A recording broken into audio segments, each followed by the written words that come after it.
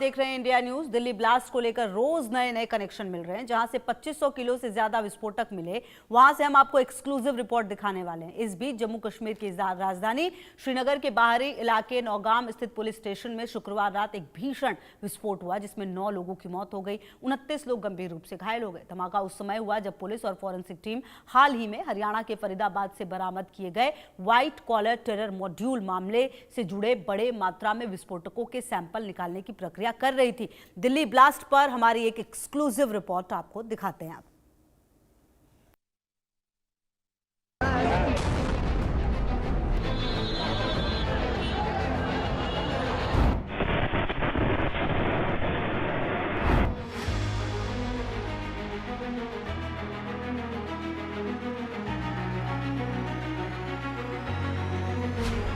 Delhi blast terror module लगातार खुल रहे हैं पोल।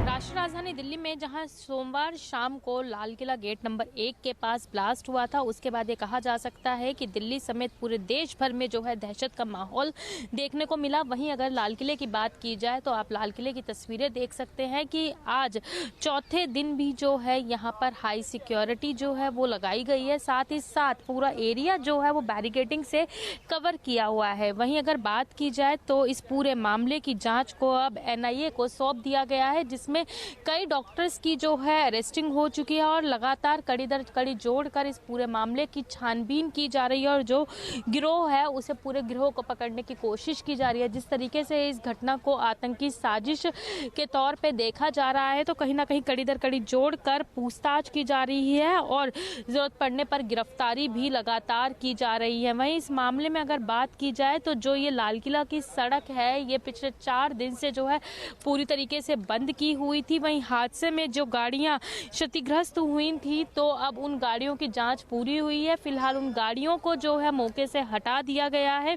और ये जो सफेद टेंट आप तस्वीरों में देख पा रहे हैं, बताया जा रहा है कि आज दोपहर के बाद ये सफेद टेंट भी जो है यहाँ से हटा दिया जाएगा। चूंकि जिस तरीके से FSL की टीम इस मामले की जांच में जुटी, NIA इस मामले की जांच में जुटी, तो तमाम सबूतों को इकट्ठा करने के बाद जहाँ गाड़ियों को यहाँ से हटा दिया गया है, वहीं अब ये टेंट भी जो है दोपहर बाद हटा दिया जाएगा, ताकि जो रूट इस रोड का डाइवर्ट किया हुआ था वो रूट जो है सामान्य तरीके से चल सके। और वहीं मैं बता दूं, अगर इस पूरे मामले की बात की जाए तो अब तक 13 लोगों की मौत जो है इस हादसे में हो चुकी है और लगभग 20 से ज़्यादा लोग जो है वो घायल हैं, जिनको फिलहाल हॉस्पिटल में इलाज जारी है। लेकिन ये कहा जा सकता है कि जिस तरीके से लाल किला सोमवार की शाम लाल किले पे धमाका हुआ, तो कहीं ना कहीं उस धमाके के बाद से केवल दिल्ली में ही नहीं देश भर में दहशत का माहौल देखने को मिल रहा है। अब देखने वाली बात ये होगी कि ये जांच कहां जाकर खत्म होती है।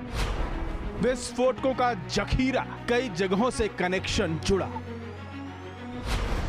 जहां से मिले 2563 किलो विस्फोटक, वहां से एक्सक्लूसिव रिपोर्ट।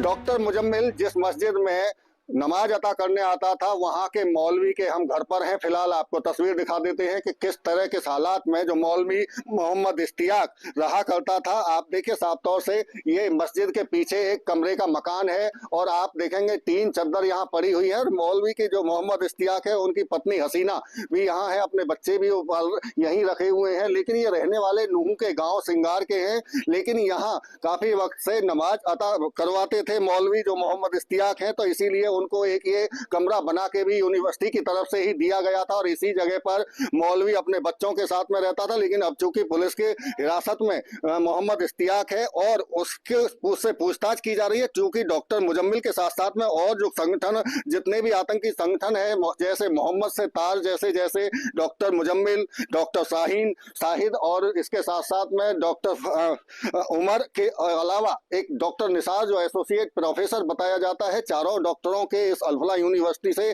तार जुड़े हुए हैं, यहाँ काम कर रहे थे वो। और ऐसे में चूंकि एक मस्जिद यूनिवर्सिटी की तरफ से बनाई गई थी, तो उसमें उसकी देखरेख के लिए, उसकी यहाँ नमाज अता कराने के लिए, और ये भी बताया जाता है कि वो जो मोहम्मद इश्तियाक है 5 वक्त के नमाजी है वो, और जो कि अब पुलिस की गिरफ्त में है और पुलिस पूछताछ कर रही है, चूंकि कनेक्शन यूनिवर्सिटी से जुड़ा हुआ है।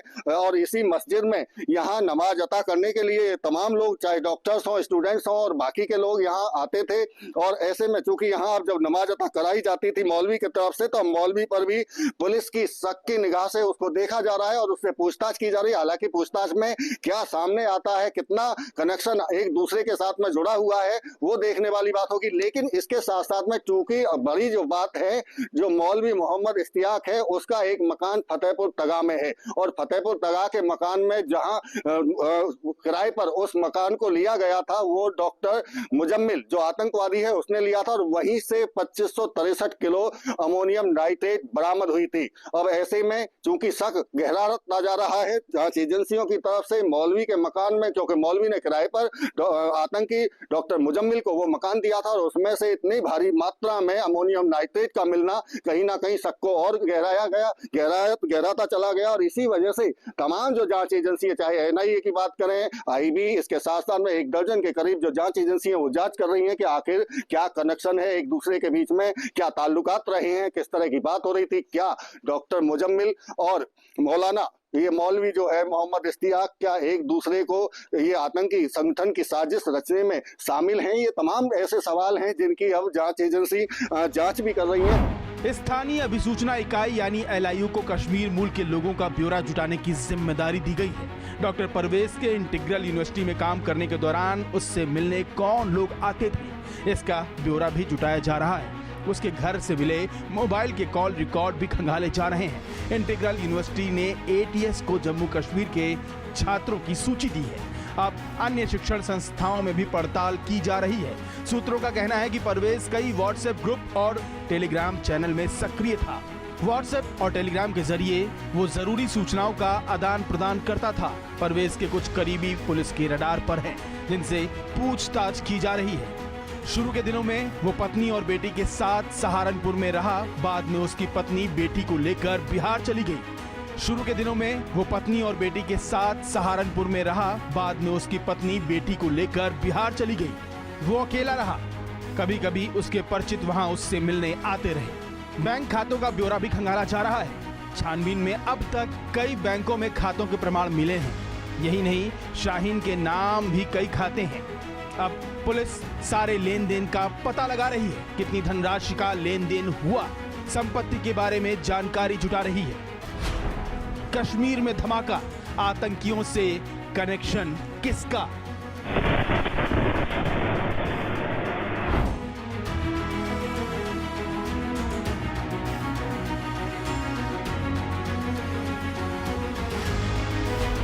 आपातकालीन स्थिति की तैयारी, मुंबई में हुआ mock drill. Bureau report, India news. बढ़ते हैं आगे, आपको बताएं फरीदाबाद से खबर है।